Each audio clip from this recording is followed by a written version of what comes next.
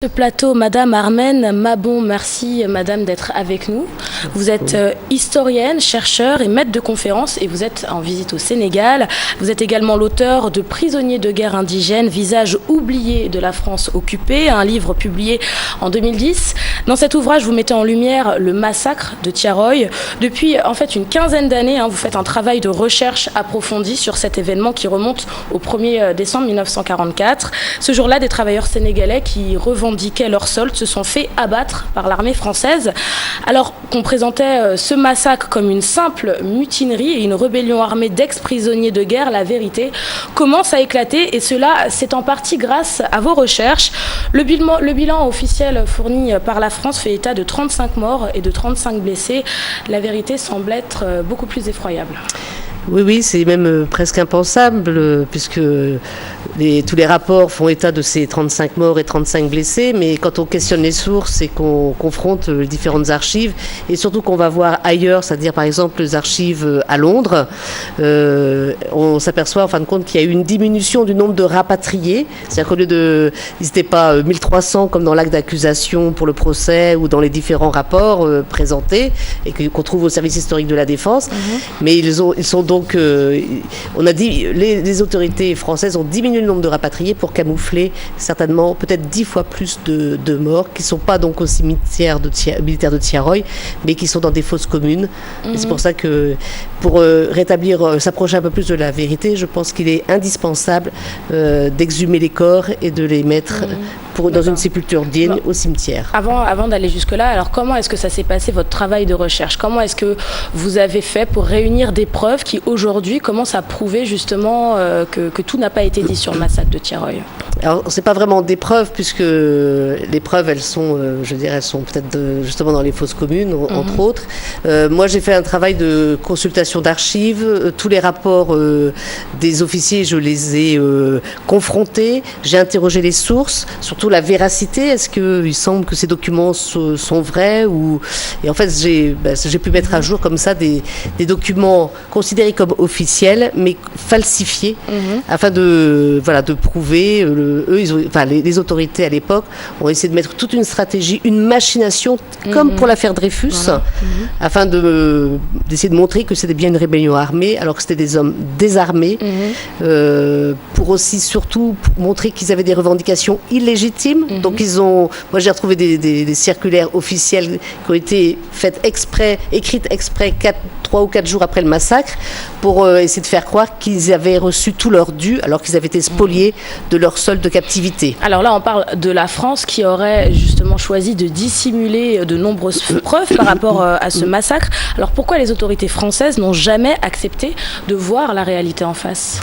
Alors, je peux émettre que des hypothèses, parce qu'effectivement, 70 ans après, cela paraît aberrant que les historiens et tous citoyens intéressés par l'histoire de Thiaroye, nous ne parvenons pas à accéder aux archives les plus proches de la vérité, qui n'ont jamais été classées ni envoyées au service historique de la Défense à Paris.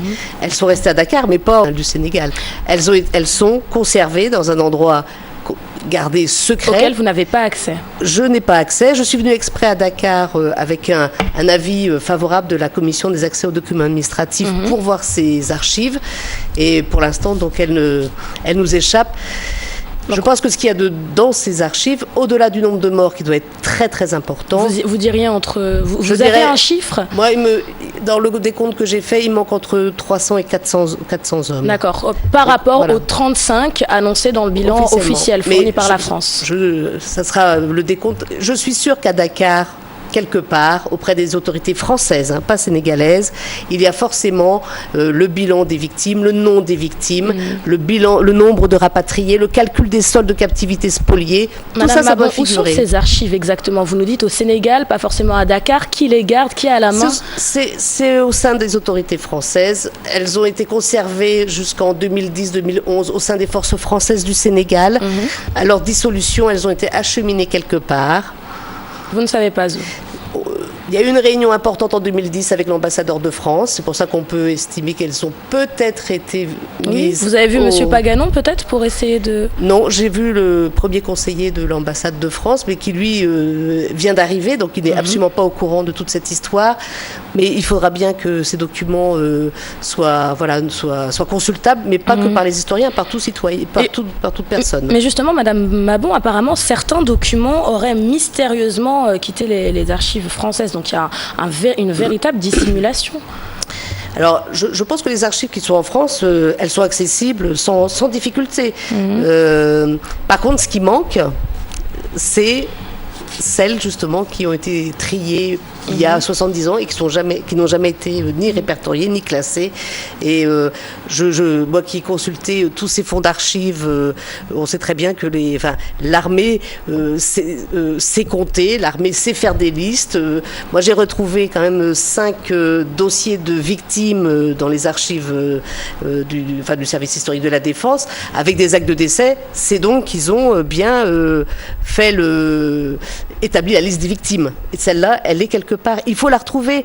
Et pour donner un nom à chaque victime, c'est très important. C'est un devoir de mémoire. Moi, j'ai fait mon travail d'historienne. Maintenant, c'est à la société sénégalaise et même des ex-territoires de l'AOF de se réapproprier cette histoire et de continuer à avancer. Madame Mabon, même après la visite de François Hollande au Sénégal, les autorités françaises qui qualifient d'épouvantable le massacre de Thiaroye, est-ce que vous iriez jusqu'à dire qu'il s'agit d'un mensonge d'État ? Oui, c'est un mensonge d'État. Il a été mis en place dès 1944-1945, avec le procès à charge pour condamner les innocents. Mais en 2014, quand François Hollande a fait son discours, il a bien annoncé que les victimes n'étaient pas enterrées au cimetière, mais qu'on ne savait pas où était l'endroit de leur sépulture, alors que s'il a fait cette annonce-là, c'est que les autorités françaises savent où sont ces fausses communes. Et par rapport à ces fausses communes, alors parlons-en, il y a des informations qui circulent et qui parleraient de l'autoroute à péage. Alors qu'est-ce que c'est exactement ? Non, effectivement, moi j'ai retrouvé un plan aux archives des Outre-mer, donc à Aix-en-Provence, où il y a des pointillés qui semblent correspondre à une des fausses communes. Mais ce n'est pas du côté de l'autoroute à péage, c'est un endroit qui n'a pas été ni urbanisé, où il n'y a pas eu de construction d'autoroute. Et c'est devenu un dépôt d'ordures. Mais il y a une autre fausse commune qui est certainement au sein même du cimetière militaire de Thiaroye. Voilà. Mais c'est vrai que pour revenir à ce que disait François Hollande, il faut absolument retrouver ces fausses communes. Il faut, c'est pour la mémoire, pour ces victimes, et pour les familles qui attendent qu'un signe fort, c'est important. Mais c'est vrai que François Hollande a dit que ces hommes s'étaient rassemblés d'eux-mêmes pour réclamer leur dû. Non, ces hommes ont été rassemblés sur ordre des officiers devant des automitrailleuses qui ont tiré sans qu'il y ait eu aucune manifestation de violence et ils n'étaient pas armés. Et en plus, ils étaient complètement désarmés. Donc, non, ce n'est pas une rébellion armée. Oui, c'est un massacre prémédité avec spoliation des soldes et un mensonge d'État. Et un mensonge d'État qui continue jusqu'à aujourd'hui. Ça ne sert plus à rien. Il faut absolument que chacun prenne ses responsabilités. Moi, j'ai fait mon travail d'historienne aux politiques sénégalaises au Sénégal, mais aussi en France, de faire en sorte qu'on puisse enfin dire ce qui s'est passé. C'est important on peut pas apaiser des cicatrices, on peut pas avec un mensonge, c'est pas possible. Ce que je trouve assez étonnant mais ce qui est très bien, c'est que vous êtes française, d'origine française, vous êtes là pour faire un travail de recherche sur des victimes sénégalaises et la France serait responsable de ce massacre. Mais alors les autorités sénégalaises, elles vous soutiennent. Pourquoi est-ce que je veux dire ce ne sont pas elles aussi qui portent ce message, qui font ce travail de recherche là? Alors, moi, je crois beaucoup à la société civile au Sénégal, mais aussi au Mali, au Burkina, parce que ça ne concerne pas que le Sénégal. Je pense que c'est eux, notamment, tout ce qui est fait avec la communauté artistique qu'il y a à Thiaroye. Je crois que c'est eux qui vont amorcer un mouvement de revendication importante. Et les politiques... Vous avez été reçu par des politiques Non, pas du tout. Pas du tout ? Pas du tout. J'espère pouvoir expliquer effectivement à Macky Sall, par exemple, qu'est-ce que c'est que Thiaroye, à partir de mon travail d'historienne. Mais Macky Sall doit savoir, doit être au courant du massacre de Thiaroye. Non, je pense pas. Ni le président Hollande. Vous pensez... Non, non. Vous ne pensez pas qu'il y a un petit peu une... Je pense qu'au niveau de la France, en tout cas, au sein du ministère de la Défense, des gens connaissent tout de Tiaroy. Oui, mais le président sénégalais, quand même, doit être au courant du massacre de Tiaroy. Il faut qu'il soit au courant, vraiment. S'il ne l'est pas déjà. Je suis pas certaine, je ne sais pas. De l'ampleur, en tout cas, il est peut-être pas au courant de l'ampleur. Voilà. Oui, mais du massacre. Il est au courant du massacre, d'accord. mais pas de la machination qui a conduit à camoufler le nombre de morts et tout ça. Ça, je pense que c'est impossible. Madame Mabon, je veux dire, si les premières victimes, donc c'est les tirailleurs sénégalais qui ont été tués le 1er décembre 1944. Ils avaient des familles. Aujourd'hui, on imagine qu'elles sont dans le désarroi total. Elles ne savent absolument pas où sont enterrés leurs parents. Dans votre travail de recherche, est-ce que vous avez rencontré des familles de victimes? Est-ce que vous avez des témoignages poignants à nous raconter? Alors, il y a d'abord les familles des condamnés, il y a les familles des victimes. Moi, j'ai retrouvé un seul fils direct d'une victime de Tiaroy, parce qu'il faut qu'il soit né avant 1939, puisque avant qu'ils aillent combattre contre l'ennemi allemand. Donc j'ai retrouvé, c'est Biram Sangor, qui pendant des années a écrit en 70, en 83 pour demander des explications sur la mort de son père et ses droits par rapport à, parce qu'il était devenu orphelin de père. Et pratiquement jamais on lui a répondu, ni les autorités sénégalaises, ni les autorités françaises. Il a écrit encore en 2015 au ministre de la Défense, quand il a su que son père n'était pas enterré dans le cimetière de Tiaroy, mais dans une fosse commune, certainement recouverte par un dépôt d'ordures. Pour cette personne-là et pour tous les autres qui représentent du coup, il faut absolument que la vérité soit dite, qu'on lui dise exactement qu'est-ce qui s'est passé à Tiaroy.